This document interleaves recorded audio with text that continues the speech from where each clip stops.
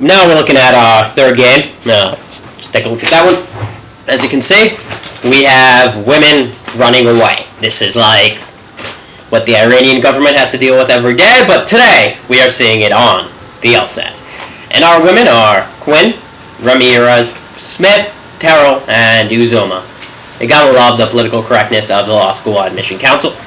We've got a British guy, a Hispanic guy, an Irish guy, an African American, and an Islamic individual. And they're all running away. I don't know why Terrell and Uzoma are women, or Quinn for that matter, but they all are. So let's just take it as it is. And as you're reading this, we know that we have these 5 women and we have 4 slots. These slots, you could just number them.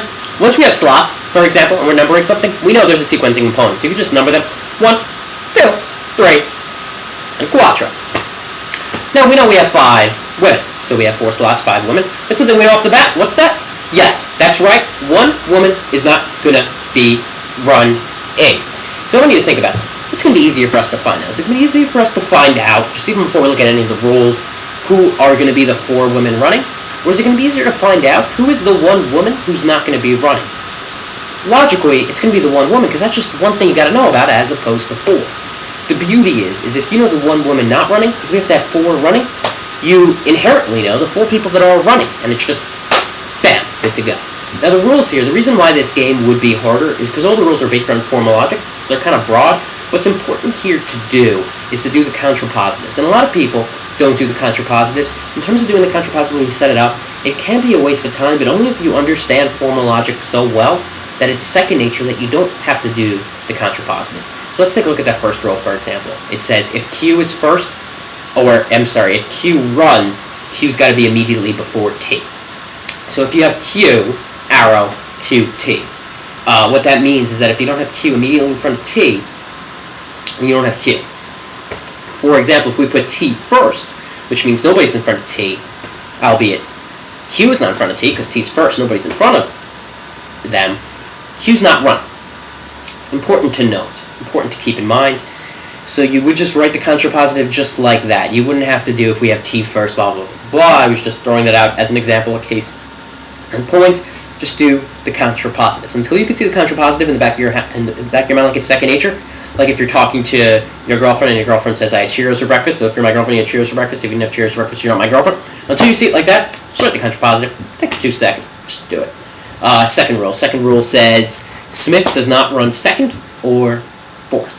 So when you see that, that's a rule that is locked in, specific. So when you see that master sketch where we made our 4 slots, you could just put S under slot 2, S under slot 4, put a dash through it, or an X, or whatever you want to do to constitute S will not be going there. The rule says that S is not going. It's like you do not drive on a red light. Pure as day. Third rule, if we don't have U, we got to have R second. So we could do, you don't have U, got to have R. Contrapositive of that, a double negative becomes a positive. I'm sure you all already know. Then, if you do not have R running second, you must have U. So if you don't have U, you got to have R second. You don't have R second, got to have U. Our third rule, and what our third rule does here, and why it could be a little bit tricky in this game in particular, is that in that course you took, in that Kaplan Power Score Princeton Review course, whatever course you took, they told you can't just flip around. So when they gave you the formal logic example, if you're in New York, you're in the U.S., you can't just say if you're in the U.S., you're in New York. But what this third rule does, the fourth rule, what this actually does is it says, yes, if you're in the U.S., you are in New York. Because what this says is if you do have R second, you don't have U. So this just flips around that rule.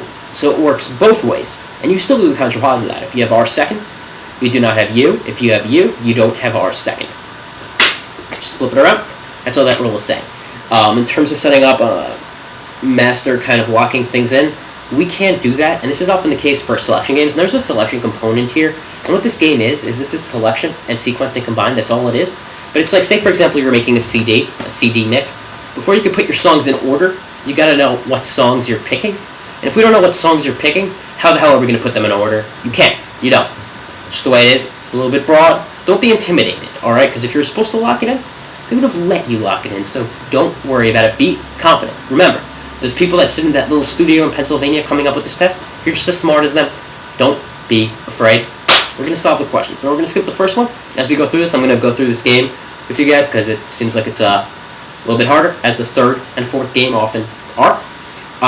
The first game is normal acceptability. Even if you didn't understand what the hell was going on in the game, you just read the rules, go choice by choice. You could always get that question right. No questions asked. First question, acceptability question each game. You got to get that right. You will get it right. We're not even going to cover that today. So we're going to go to the second question. Which one of the following runners must be selected to run in general? I don't want to say it word for word for copyright reasons, but who must run in general? Well, let's think about it here. Let's look at the rules. Let's look at the first rule. If you have Q, you got to have Q immediately in front of T. So let's think about it. And this is a principle they employ very frequently. If we don't have Q, what does that mean about all the other runners? If we don't have Q, all the other runners are going to be running. So if we don't have Q, we have T. Conversely, well, if we do have Q, we must have T. So in either one of those two possibilities, the end result is the same. We got to have T. So we have to have T. That's the answer. Whichever choice that is, it's going to have to be T. Next question. How could we lock all the runners into place?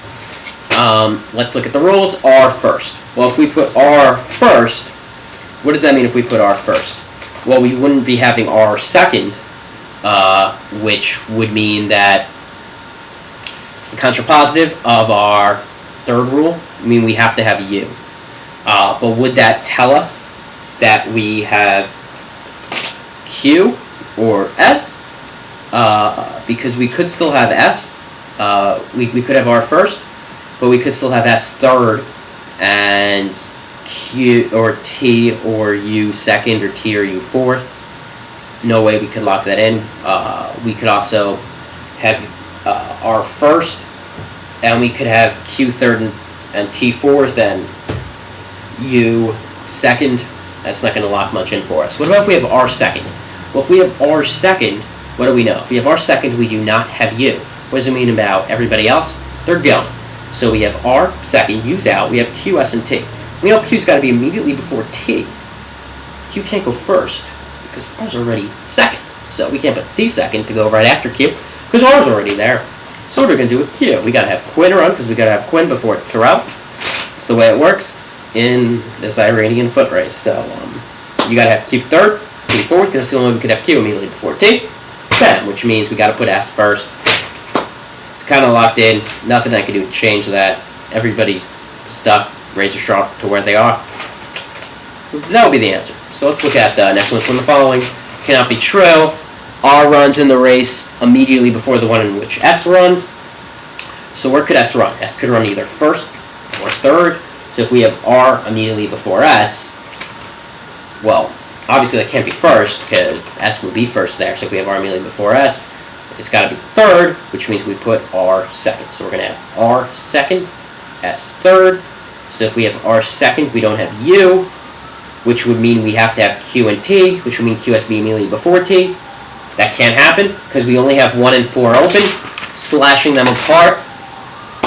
So that wouldn't be able to be true. It's just factually the opposite of possible, which is impossible, meaning it's the right answer. If we have U in the first race, let's just think about this here. We got U first. So if we have U first, how can we set this up? Well, if we have U first, what do we know? If we have U first, we know we do not have R second. So if we do not have R second, who could be second? As you're thinking about it, you're looking at that sketch, you know we can't have S second, so we only have Q and T. So if we put Q second, what do we know? Well, we know T's third, and we know S can't be fourth, so R would be fourth. Conversely, we could also put T second. If we put T second, it's right after U, who do we not be having? That's right, we wouldn't be having Q, because Q's got to go immediately before T. Here, T second, but U's immediately before it. Cool. So, therefore, we would have to have S and R. We know S can't go fourth. The only slot left, then, if it can't go fourth, would be third. We would put R fourth. Now, what they're doing here in the must be true questions, this is something they do on the LSAT a lot in logic games. They set up a must be true, and they're going to have you do 2 sketches, and they're probably going to do this for the second to last and the last question, where they do get a little bit more difficult. If they're going to change a rule, for example, they're going to change the rule in the last question, they're going to make you work a little bit harder here. So they're saying must be true, what they're searching for something that's locked in to both of these sketches. So you could just look which one is locked into both of them, aside from the one they gave us. That's right, that would be R in fourth. You don't really have to read the choices, you just scan. As you can see, that's one of the choices. You would just circle it, bam, question done, got the point, going to Harvard, blah, blah, blah, blah, blah. That's something they do a lot. They're searching for what's locked in, and all they're looking for you to do is take that extra step. That's all they want you to do in this section on every game. They're going to set you up, and all you got to do is go that one step.